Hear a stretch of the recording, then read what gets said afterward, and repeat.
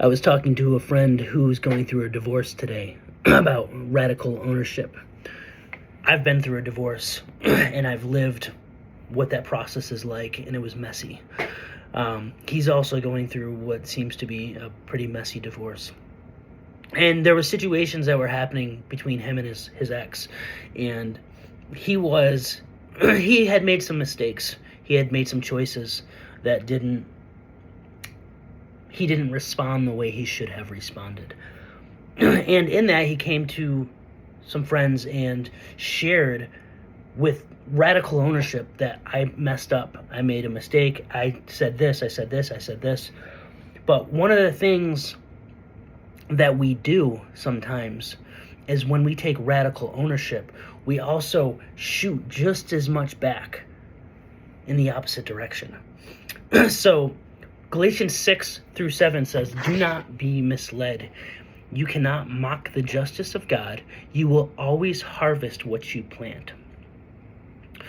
What that verse has meant for me in living through a hard divorce is if I'm radically taking ownership when I make mistakes and then equally pointing the finger at your ex or a friend or whatever relationship it is that's harming you, you aren't actually taking ownership.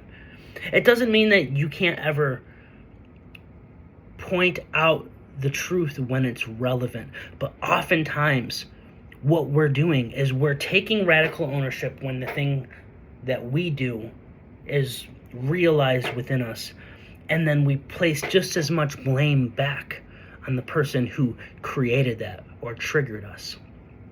So my challenge today and the reminder of Galatians 6-7 is, what in your life are you planting? Every single thing. I'm not saying that the 50% that you're owning is all that matters. 100% of what we plant matters. So if you're planting 70% of I'm taking ownership, but 30% is going back and spewing hatred or disgust or disdain, or you're trying to change and save that person, you are planting 30% bad seed.